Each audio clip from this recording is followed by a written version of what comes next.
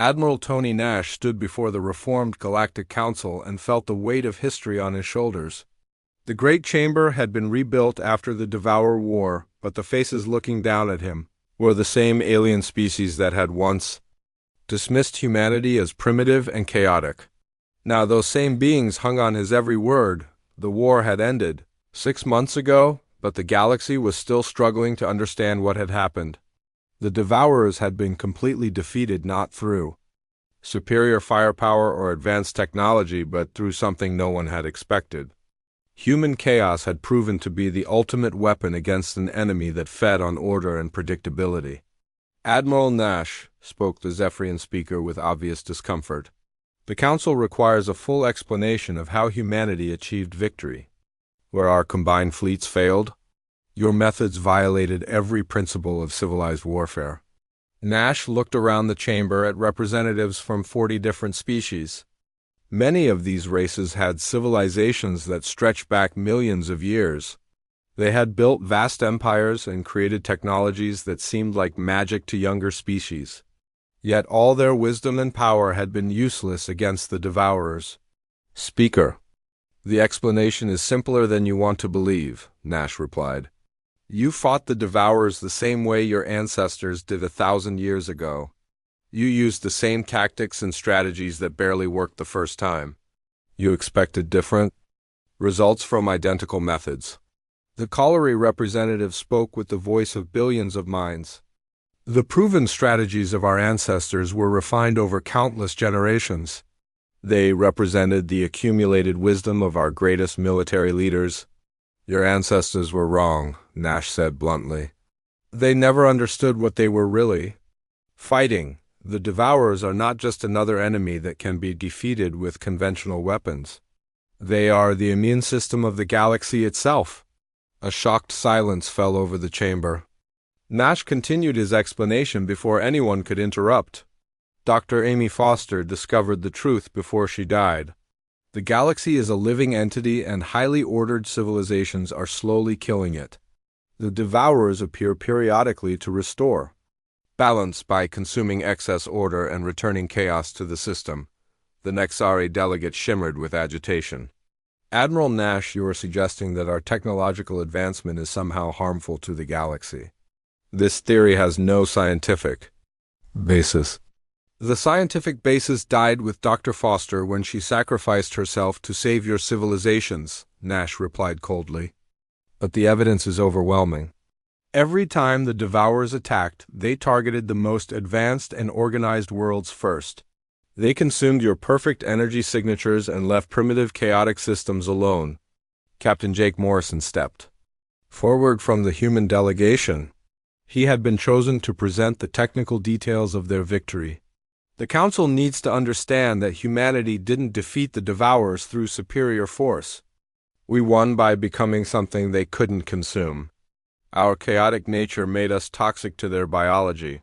The speaker struggled to maintain composure. Captain Morrison, you are asking us to believe that disorder and chaos are beneficial to galactic stability. This contradicts everything our sciences have taught us. Your sciences nearly got you all killed, Morrison replied. Humanity saved the galaxy by embracing the very qualities you despise about us.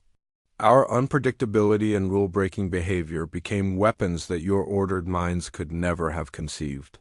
Nash activated a holographic display showing the final battle statistics. The numbers speak for themselves.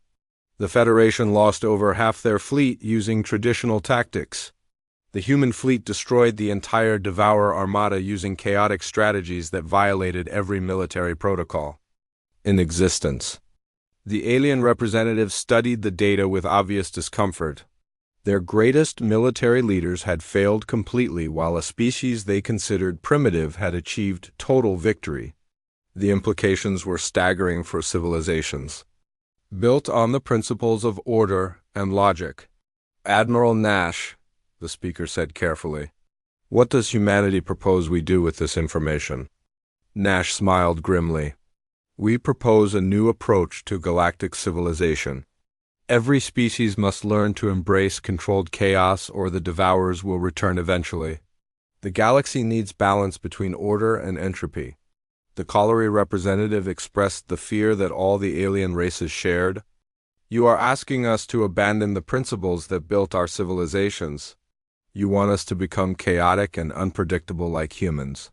We're asking you to survive, Nash replied. The choice is simple. You can maintain your perfect order and face extinction when the Devourers return, or you can learn to live with controlled chaos and ensure galactic stability. The debate continued for hours, but the outcome was inevitable. The alien races had seen the effectiveness of human methods and knew they had no alternative. Reluctantly, the Council agreed to humanity's proposal. The Galactic Federation would be restructured with humans serving as guardians of chaos over the following months. Human instructors were assigned to every major alien world. They taught Zephyrian engineers how to build systems that operated on chaotic principles. They showed colliery scientists how to break free from hive-mind thinking and embrace individual creativity. They helped Nexari energy beings understand the value of unpredictable behavior patterns. The transition was difficult for species that had spent millions of years perfecting order and efficiency. Many aliens struggled to understand why deliberately. Introducing flaws and randomness into their systems made them stronger, but the results spoke for themselves. Civilizations that adopted human chaos principles became more innovative and adaptable. Captain Morrison found himself teaching a class of young Zephyrian cadets on their homeworld. The crystalline beings sat in perfect rows listening to his lecture on tactical improvisation. The key to effective combat is unpredictability, he explained. Your enemy cannot counter a strategy that has no fixed pattern. One cadet raised a crystal appendage? Captain Morrison, how can we plan military operations without logical structure? Chaos seems to eliminate the possibility of coordination, Morrison smiled. Controlled chaos is not the absence of planning. It's the ability to change your plan instantly when circumstances require it. Humans succeed because we can think both logically and irrationally at the same time. The transformation of galactic civilization took years but eventually produced remarkable results. The colliery learned to value individual thought alongside collective consciousness. The Zephyrians discovered that imperfect crystals could be more beautiful than flawless ones. The Nexari found that chaotic energy patterns contained hidden harmonies. Nash often reflected on the cost of their victory as he walked through the memorial gardens on Earth. Thousands of humans had died proving that chaos could defeat order. Dr. Amy Foster and engineer Carlos Rodriguez had sacrificed their lives to discover the weapon that saved the galaxy. Commander Pete Hayes and his crew had died testing that weapon in actual combat. The galaxy had learned a harsh lesson about the dangers of excessive order. The Devourers would return someday, but next time the civilized races would be ready. They would face the ancient enemy not with perfect formations and logical strategies, but with the chaotic unpredictability that only humans had mastered. The new Galactic Federation adopted a motto that would have seemed impossible before the war. Written in the languages of 40 different species, the words proclaimed the wisdom that humanity had taught the galaxy. In chaos we find victory, in disorder we discover strength. In breaking rules we build tomorrow. Admiral Nash stood in his office, looking out at the stars, and smiled. Humanity had been called primitive and chaotic by the elder races. Those same qualities had made them the saviors of galactic civilization. Sometimes being different was the greatest advantage of all. Captain Rachel Torres stood on the bridge of her ship Maverick and watched the impossible happen. The human fleet was winning against an enemy that had terrorized the galaxy for 1,000 years. Every ship that activated its chaos field technology became a weapon that the Devourers could not touch or consume. The ancient bioships were retreating for the first time in recorded history. Rachel's ship was different from the others in the human fleet. The Maverick had been chosen for the most dangerous mission of all. Her vessel carried every illegal technology that humanity had developed over the past 50 years. Hybrid computer systems that mixed human and alien technology hummed in her engine rooms. Weapons that violated the laws of physics according to Federation science were mounted on her hull. Captain, we're receiving a transmission from the Galactic Council, reported her communications officer, Lieutenant Ben Carter. They're ordering us to cease all military operations and withdraw from the battle zone immediately. Rachel laughed as she looked at the tactical display. The Federation fleet was scattered and broken after their failed assault on the Devourers. The alien commanders who had dismissed humanity as primitive were now begging for help. Tell the Council that we're busy saving their civilizations? They can file a complaint later. The Devourer mothership dominated the center of the enemy formation. The massive biovessel was over 50 kilometers long and pulsed with dark organic energy. Intelligence reports suggested that this creature was the central nervous system for the entire Devourer fleet. If they could destroy it, the other bioships might lose their coordination. All human vessels, this is Admiral Nash, came the transmission from Fleet Command. The Maverick is authorized to attempt an assault on the enemy mothership. All other ships will provide cover and distraction. Rachel felt her heart race with excitement and fear. She had volunteered for this mission knowing it was likely a one-way trip. The Maverick would have to penetrate deep into enemy territory and somehow destroy a target that conventional weapons could not scratch. Lieutenant Carter, signal the fleet, Rachel ordered. Tell them we're beginning our approach to the mothership. If we don't make it back, tell Admiral Nash that it's been an honor serving with the human Navy. The Maverick accelerated toward the heart of the Devourer formation. Rachel's chaos field generators were operating at maximum capacity, creating energy patterns that hurt the enemy bioships just by proximity. Several smaller Devourers moved to intercept her, but their feeding tentacles burned when they tried to grab her vessel. Captain, the mothership is responding to our approach, reported her tactical officer, Commander Steve Miller. It's extending some kind of energy drain field. I think it's trying to consume our chaos generators. Rachel watched. Her power readings fluctuate as the massive enemy vessel tried to feed on her ship's chaotic energy. For a moment she thought the Maverick would be overwhelmed by the mothership's hunger. Then something unexpected happened. The energy flow reversed. My God, whispered her science officer, Dr. Janet Lopez. Our chaos field is poisoning the mothership. It's trying to consume us, but our chaotic energy is damaging its biosystems instead. Rachel realized she had a chance to accomplish something that conventional tactics never could. Instead of trying to destroy the mothership with weapons, she could kill it by letting it consume her ship's chaotic energy. All hands prepare for maximum chaos field output. We're going to feed this thing until it chokes. The Maverick dove directly into the mothership's energy drain field. Rachel ordered her engineers to remove every safety protocol and push their hybrid systems beyond all design limits. The ship began to shake as impossible energies coursed through her hull, but the chaos field generators held together. On the tactical display, Rachel watched the mothership begin to convulse. The massive biovessel was consuming chaotic energy faster than its organic systems could process it. Sections of its hull began to rupture as the ordered biological patterns that held it together broke down.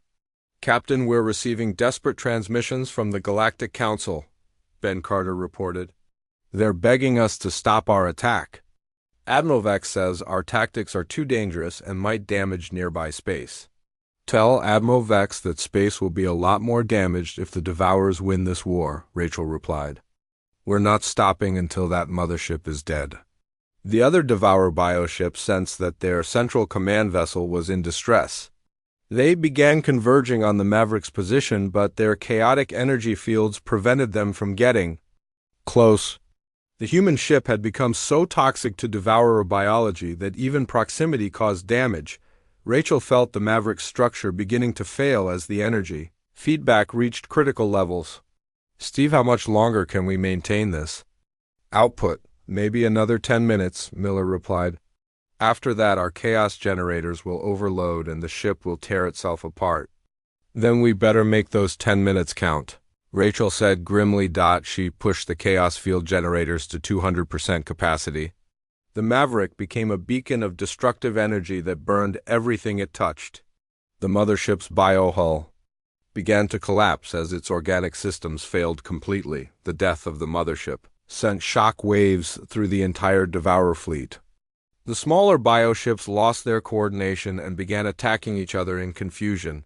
Some tried to flee while others went into feeding frenzies that consumed their own allies. "Captain, look at this," Dr. Lopez called out excitedly. "The motherships. Destruction is creating a cascade failure. The other Devourers are losing their collective intelligence." Rachel watched in amazement as the enemy fleet began to tear itself apart. Without the mothership to coordinate their actions, the bioships reverted to primitive feeding instincts. They consumed each other with the same hunger they had once directed at civilized worlds. The colliery hive mind tried to understand what they were witnessing. "How is this possible?" they transmitted to the human fleet. "The Devourers have never shown self-destructive behavior before." Admiral Nash responded from his flagship. "They were a collective intelligence that depended on their mothership for higher brain functions. When we killed their central nervous system, they became mindless predators." The Zephyrian fleet commander added his own observation. "The human strategy should not have worked. Your ship should have been consumed instantly by the mothership's energy drain." "Our strategy worked because we didn't try to fight the mothership," Rachel explained as she struggled to keep her damaged ship operational. "We let it consume us knowing that our chaotic nature would poison it from the inside." Within 2 hours, the Devourer fleet had destroyed itself completely. The bioships that didn't flee to deep space were consumed by their own allies in mindless feeding frenzies. The greatest threat the galaxy had ever known was defeated by a tactic that no logical mind would ever have considered. The Galactic Council demanded an immediate explanation for humanity's success. The alien races could not understand how primitive human technology had accomplished what their advanced civilizations could not. They had followed their ancient protocols perfectly, but those protocols had failed against an enemy that didn't follow any rules at all. Rachel Torres limped back to the human fleet aboard her heavily damaged ship. She had proven that sometimes the best way to win is to do something so unexpected that your enemy cannot adapt to it. The Maverick had sacrificed itself to save the galaxy, but the ship and crew had survived to tell the story of their impossible victory. Dr. Amy Foster finally understood what she had been looking for all these months. The tissue samples from the ancient Devourer remains had revealed their most important secret. She stood in her laboratory aboard the Discovery and stared at the data on her computer screen. The readings were clear and unmistakable. The Devourers consumed ordered energy patterns, but chaotic energy actually damaged them. Every other species in the galaxy had evolved toward greater organization and efficiency over millions of years. Their technology produced clean, stable energy signatures that the Devourers could easily absorb. Only humans had retained their chaotic nature. Amy rushed to find Carlos Rodriguez in the engineering section. She needed to share her discovery with the only person who might understand its implications. Carlos was working on another hybrid computer system when she burst into his workshop. "Carlos, I've figured it out," she said breathlessly. "The Devourers aren't just consuming energy. They're consuming order itself. Chaos hurts them." Carlos stopped his work and looked at the data Amy had brought. His eyes widened as he read through her analysis. "This explains why my hybrid systems are so effective against them. The chaotic processing patterns create energy signatures that act like poison to their biosystems." Amy nodded excitedly. "Exactly. Every time we break the rules and create something that shouldn't work, we become more dangerous to them. Our unpredictability is literally toxic to their biology." Their conversation was interrupted by an emergency announcement. Commander Pete Hayes was requesting volunteers for a special mission. Amy and Carlos made their way to the main briefing room where Hayes stood before a group of 50 human officers and scientists. "Friends, we have learned something important about our enemy," Hayes began. "Dr. Foster's research has shown us that chaos damages the Devourers while order feeds them. This means every unconventional weapon we can create becomes more effective than traditional military technology." Hayes gestured to a holographic display showing the research vessel Phoenix. The ship had been completely retrofitted with experimental Systems that violated every safety regulation in the Federation handbook. We are going to turn the Phoenix into a weapon unlike anything the galaxy has ever seen. The ship itself will become a chaos generator. Captain Lisa Warren stepped forward. Commander, what exactly are you proposing? A suicide mission, Hayes replied bluntly. We will take the Phoenix directly into the heart of the Devourer fleet and activate every chaotic system simultaneously. The energy feedback should create a resonance cascade that will destroy multiple enemy vessels. Amy felt her heart sink. Pete, that will kill everyone aboard the Phoenix. The chaotic energy levels required would tear the ship apart from the inside. Hayes nodded grimly. Dr. Foster, you are correct. This mission has no survivors. But if we can prove the concept works, it will give the rest of humanity the weapon they need to win this war. The volunteers lined up immediately. Every person in the room wanted to be part of the mission, including Amy and Carlos. Hayes selected his crew, carefully choosing people with expertise in different types of chaotic technology. Amy was chosen as the science officer and Carlos as the chief engineer. The Phoenix launched 3 days later with a crew of 30 volunteers. The ship had been packed with every rule-breaking technology that human engineers could devise. Unstable fusion reactors, powered quantum computers running impossible algorithms, biological systems grown from human DNA interfaced with crystalline matrices stolen from Zephyrian technology. Energy fields that should have canceled each other out were deliberately allowed to interfere. Hayes stood on the bridge as they approached. The Devourer fleet. The enemy bioships detected their approach and began to converge on their position. All stations prepare for chaos activation, he ordered. Amy monitored the energy readings from her science station. Pete, the Devourers are already showing signs of distress. Our chaotic emissions are affecting them even at this distance. Carlos worked frantically at his engineering console. Chaos generators are operating at 60% capacity. I can push them higher, but the ship's structure won't survive the feedback. Do it anyway, Hayes commanded. We came here to prove a point, not to go home safely. The Phoenix accelerated toward the largest Devourer bioship. The enemy vessel tried to defend itself by extending massive feeding tentacles, but the chaotic energy fields around the human ship began to burn the organic appendages. The bioship actually retreated from contact. My God, it's working, Amy whispered as she watched her sensors. The Devourer can't touch us. Our chaos field is like acid to its biosystems. Hayes opened a communication channel to the human fleet.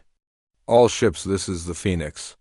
We are beginning final approach. Chaos field is at maximum intensity. The enemy cannot defend against chaotic energy patterns. The Phoenix dove directly into the heart of the Devourer bioship. Amy watched her instruments overload as impossible energies tore through both vessels.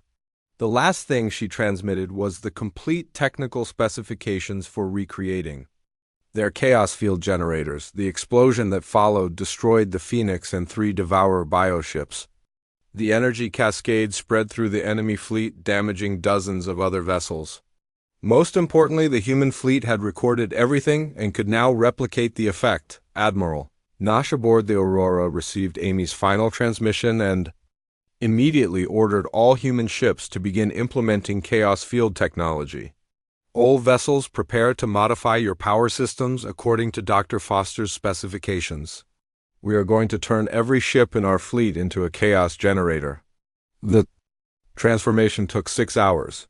Human engineers worked frantically to destabilize their energy systems in controlled ways.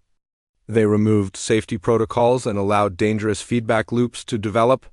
By any conventional standard, they were sabotaging their own ships. In reality, they were creating weapons that the Devourers could not counter. Captain Jake Morrison, aboard the Aurora, was the first to test the new systems. His ship approached a damaged Devourer vessel that was trying to regenerate its biohull. As soon as Morrison activated his chaos field, the enemy bioship began to convulse and break apart. Admiral, this is Morrison, he reported. Chaos field is highly effective. The Devourer biosystems cannot function in the presence of chaotic energy. Recommend immediate fleet-wide implementation. Nash smiled as he watched more human ships engage the enemy. Each vessel that activated its chaos field became untouchable to the Devourers. The ancient enemy that had consumed countless civilizations was helpless against human unpredictability. The alien commanders watched in amazement as the human fleet began cutting through Devourer forces. The Nexari fleet leader transmitted a message asking for an explanation. Admiral Nash, what your ships are doing should be impossible. Your energy systems are completely unstable. How are you maintaining structural integrity? We're not maintaining anything, Nash replied. We're embracing chaos and using it as a weapon. Human engineering doesn't follow your rules about stability and order. The tide of the entire war had turned. The Devourer fleet that had seemed unstoppable was now retreating. From a force of converted civilian ships and mining vessels, Commander Hayes and his crew had sacrificed themselves to give humanity the ultimate weapon against their ancient enemy. Dr. Amy Foster and engineer Carlos Rodriguez had died, proving that sometimes the most important discoveries come from breaking every rule that others consider sacred. Their chaotic technology would save not just humanity, but the entire galaxy from the hunger of the Devourers. The Devourer fleet appeared at the edge of the Tau Ceti system exactly when the human computers predicted they would arrive. Admiral Tony Nash stood on the bridge of his flagship and watched the enemy ships through his telescopes. The bio-vessels looked like living nightmares stretching across space. Each one was kilometers long with organic hulls that pulsed with dark energy. There were hundreds of them. The Galactic Federation fleet had positioned itself between the Devourers and the inhabited worlds of the inner system. Nash counted over 2,000 alien warships arranged in perfect formations. The Zephyrian crystal vessels gleamed like diamonds in the starlight. The Colliery bioships moved in synchronized swarms. The Nexari energy beings flew in geometric patterns that had been used for centuries.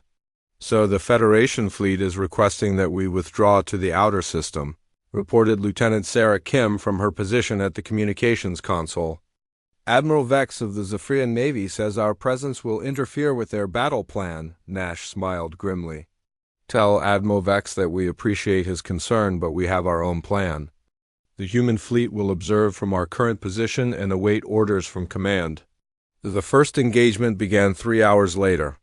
Nash watched through his sensors as the Federation forces moved forward in their traditional formations. The Zephyrian ships fired crystalline energy beams in coordinated volleys. The Colliery vessels launched swarms of biological torpedoes. The Nexari beings attacked with focused plasma streams that could slice through solid matter. For a moment it looked like the ancient tactics might work. Several Devourer ships took damage and fell back. The Federation commanders congratulated themselves on their superior strategy and ordered a general advance. Nash felt a cold chill in his stomach as he watched what happened next. The Devourers suddenly changed their behavior. Instead of continuing to retreat, they began moving in unpredictable patterns. Their bioships twisted and writhed through space like living serpents. The Federation weapons missed their targets as the enemy vessels seemed to anticipate every attack. My God, whispered Sarah Kim as she watched her sensor readings. The Devourers are learning from each attack. They're adapting their defenses in real time. The tide of battle turned quickly. Devourer ships began to engulf Federation vessels with massive tentacles. Nash watched in horror as entire Zephyrian cruisers disappeared into the organic maws of the enemy bioships. The Colliery swarms tried to coordinate their attacks, but the Devourers moved too chaotically for their hive mind to predict. Within 2 hours, the Federation had lost over half their fleet. The surviving ships began to retreat in disorder. Their perfect formations broke apart as individual captains abandoned the battle plan and tried to save their own vessels. Sir Admiral Vex is requesting immediate assistance, Sarah reported. The Federation forces are falling back to defensive positions around the fourth planet. Nash studied his tactical display. The human fleet consisted of 847 ships of various sizes. Most were converted civilian vessels with improvised weapon systems. By any logical analysis, they should have no chance against enemies that had just destroyed the most powerful fleet in galactic history. Signal all ships, Nash ordered. Prepare to implement Protocol Chaos. His bridge crew looked at him with surprise. Protocol Chaos was a theoretical battle plan that had never been tested in real combat. It threw out every rule of space warfare that had been developed over thousands of years. Instead of coordinated attacks, it called for random and unpredictable movements. Instead of organized formations, it used chaotic positioning. "Sir, are you certain about this?" asked his tactical officer, Commander Jake Morrison. The simulation results showed a very high casualty rate. The simulations were based on fighting normal enemies, Nash replied. The Devourers are not normal. They adapt to ordered attacks, but chaos might confuse their learning systems. The human fleet moved forward in what looked like complete disorder.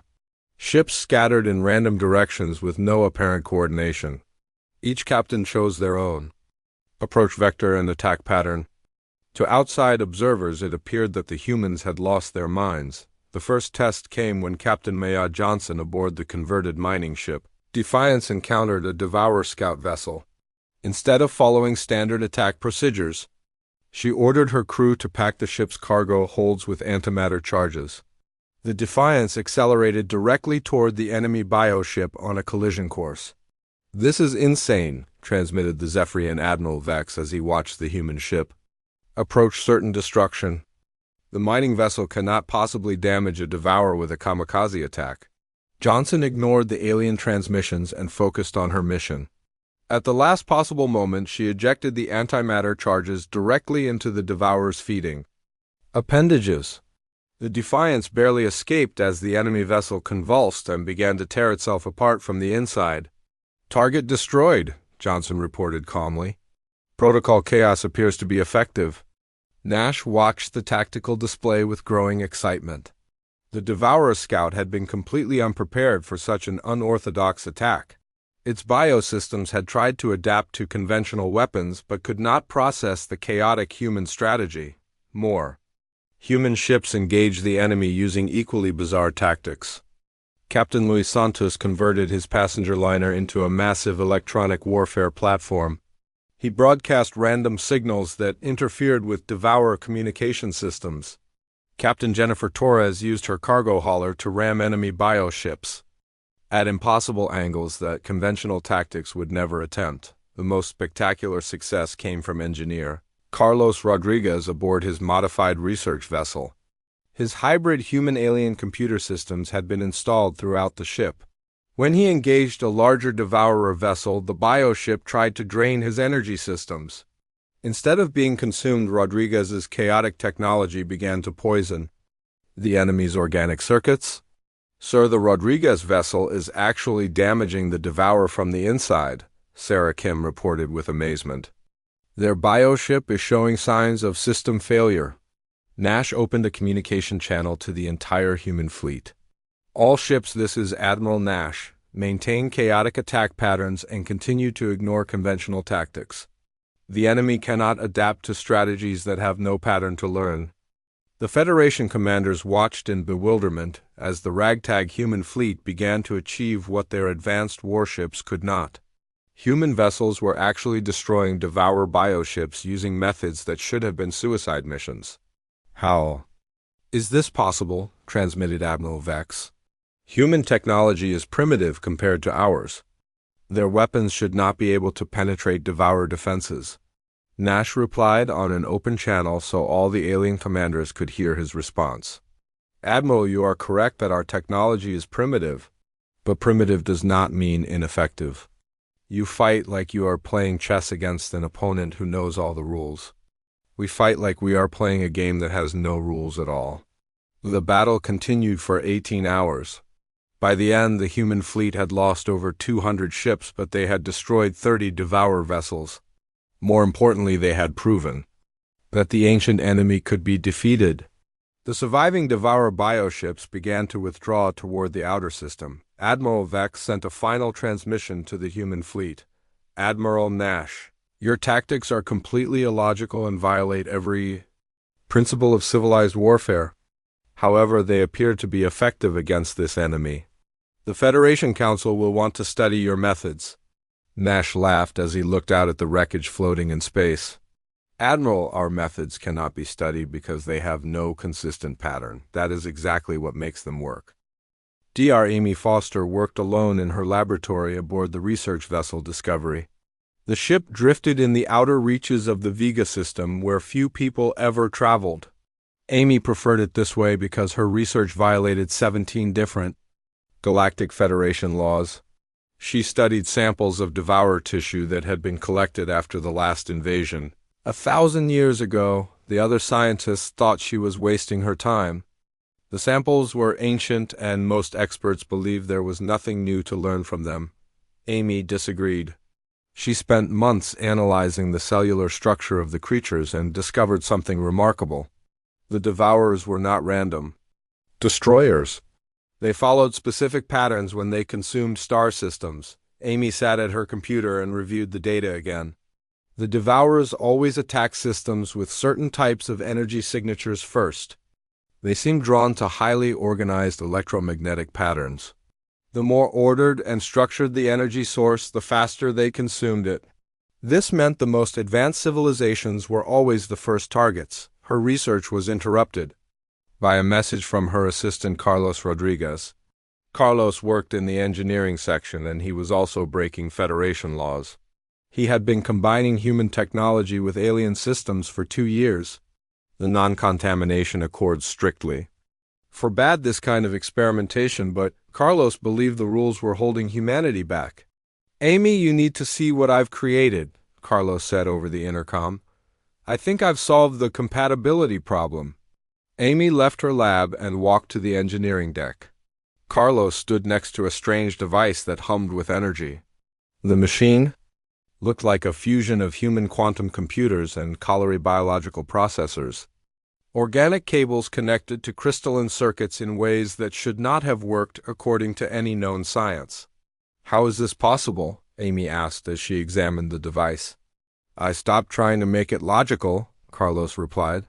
"Human computers think in binary patterns, but colliery bioprocessors use organic chaos. When I tried to force them to work together, they failed every time. Then I realized I was approaching the problem wrong. Instead of making them compatible, I let them stay incompatible. The chaos actually makes the system stronger." Amy watched the readings on Carlos's monitors. The hybrid computer was processing information faster than any system she had ever seen. It could think both logically and chaotically at the same time. This gave it abilities that neither humans nor aliens possessed individually. "Carlos, this could change everything," Amy said. "If we can scale this technology up, it might give us an advantage against the devourers." Their conversation was interrupted by an emergency announcement.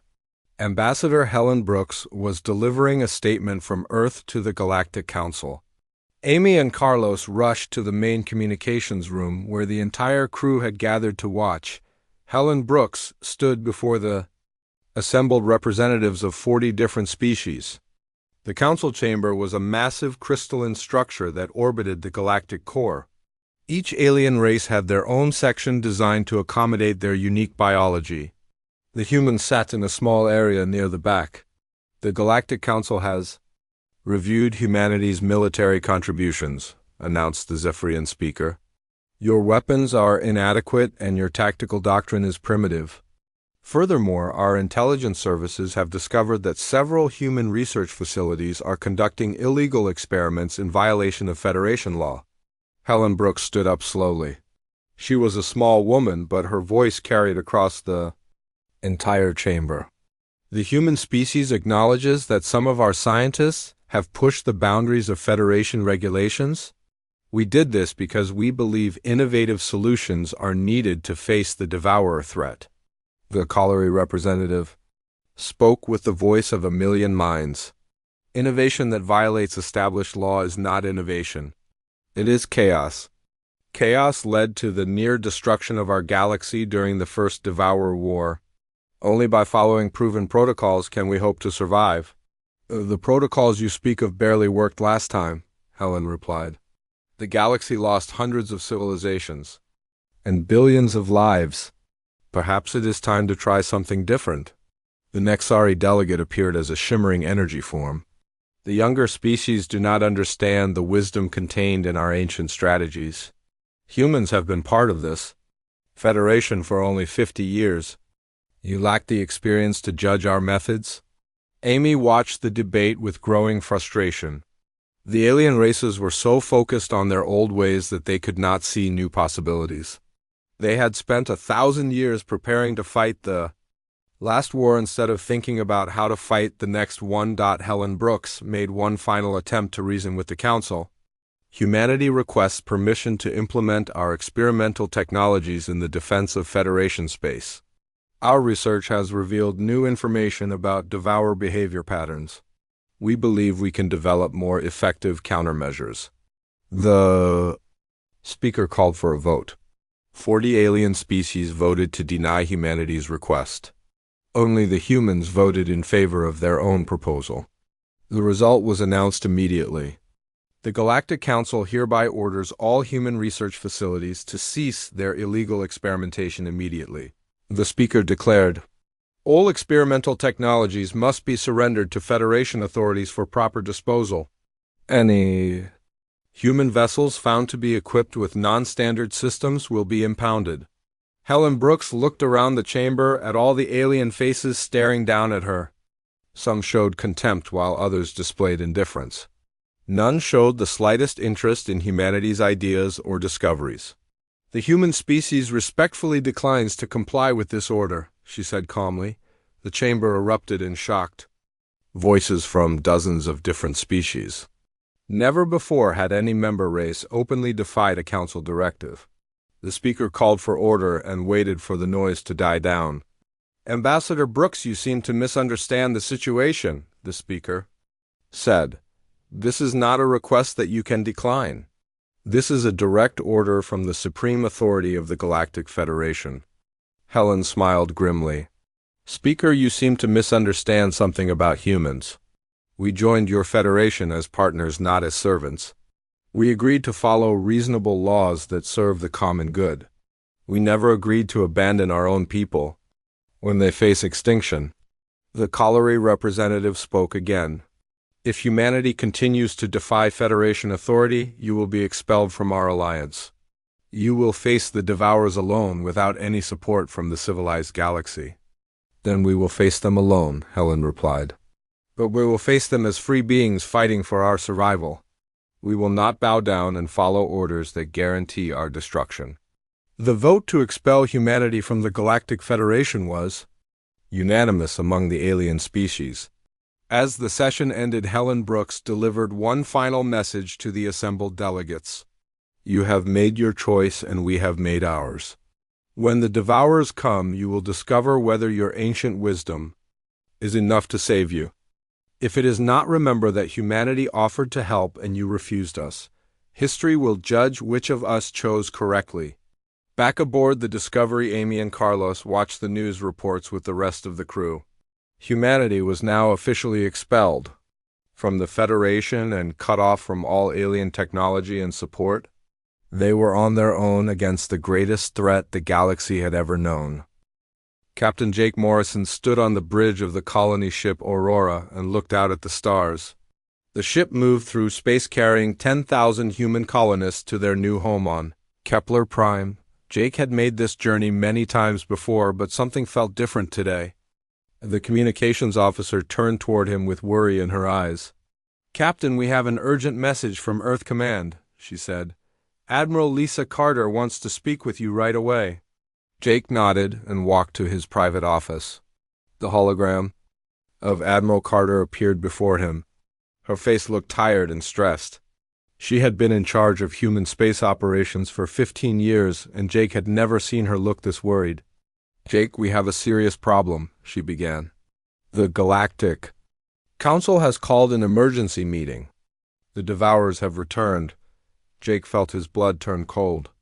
Every human knew about the Devourers from their history lessons. These creatures had attacked the galaxy 1,000 years ago. They consumed entire star systems and left nothing behind. The alien races had barely survived that war. Most people thought the Devourers were gone forever. "How many ships do they have?" Jake asked. Intelligence reports show hundreds of bioships heading toward the core systems, Carter replied. The Council is demanding that all member species contribute their best technology and military forces. Every race must follow the combat protocols that were created after the last war. Jake understood what this meant. Humanity had joined the Galactic Federation 50 years ago. They were the newest members and all the other races looked down on them. The crystalline Zephyrians thought humans were too emotional. The hive-minded Colliery believed humans were too chaotic. The energy-based Nexari considered humans primitive and backward. "What does the Council want from us?" Jake asked. Carter's expression grew darker. "That's the problem, Jake. They don't want much from us at all. The Council has reviewed our military capabilities and decided we are not advanced enough to participate in the main battle.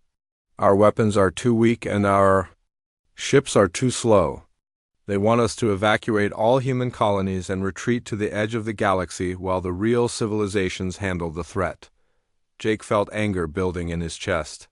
"They want us to run away." "That's exactly what they want," Carter confirmed. "The Council believes humans will only get in the way. They think our unpredictable tactics will interfere with their carefully planned strategies. Commander Pete Hayes is organizing a meeting of all human fleet commanders. He wants to discuss our options." Jake had heard of Pete Hayes. The man was a legend among human military officers. He had fought in the border wars against pirates and rebels. Hayes never backed down from a fight, and he never followed rules that didn't make sense. If anyone could find a solution to this problem, it would be him. The next day, Jake attended the emergency meeting aboard the command ship Enterprise. 50 human captains and admirals gathered in the main conference room. Hayes stood at the front of the room. He was a tall man with gray hair and scars on his face from old battles. His eyes burned with determination. "Friends, we face a choice today," Hayes began. "The Galactic Council wants us to abandon our colonies and hide while they fight the Devourers. They believe their ancient protocols and traditional strategies will save the galaxy. They think we are too primitive to help." Several officers started talking angrily, but Hayes raised his hand for silence. "The Council forgets something important about humans," he continued. "We don't give up. We don't run away when people need our help. We find ways to win even when everyone says we cannot. The other races follow rules that are thousands of years old. They fight the same way their ancestors did, but humans adapt. We improvise. We break rules when those rules don't work." Admiral Tony Nash stood up from his seat. "What are you suggesting, Pete? The Council has already decided. If we disobey their orders, they will expel us from the Federation." Hayes smiled grimly. "Let them expel us, Tony. We never needed their permission to defend our people. We have 847 ships in our fleet. Our crews are brave and our engineers are creative. Most importantly, we think differently than every other race in the galaxy." Captain Maya Johnson spoke up from the back of the room. "The Devourers destroyed entire civilizations last time. What makes you think we can do better than the elder races?" "Because we don't think like them," Hayes replied. "The Zephyrians are logical but rigid. The Colliery move as one mind but cannot change quickly. The Nexari are powerful but predictable. Humans are chaotic, and that chaos might be exactly what we need." Jake listened to the discussion and felt something growing inside him. It wasn't fear or doubt. It was the same feeling he had experienced during his first command when pirates attacked a human convoy. Everyone said his small patrol ship could not defeat 3 enemy vessels. Jake had proven them wrong by doing something no one expected. Hayes looked around the room at all the faces staring back at him. "The Council wants us to follow their rules and retreat. I say we make our own rules. The Devourers are heading for the core systems, but they will pass through human space first. We can make our stand at Tau Ceti. We can show the galaxy what humans can do when they stop asking for permission." The vote was unanimous. Every human captain agreed to ignore the Council's orders and prepare for battle.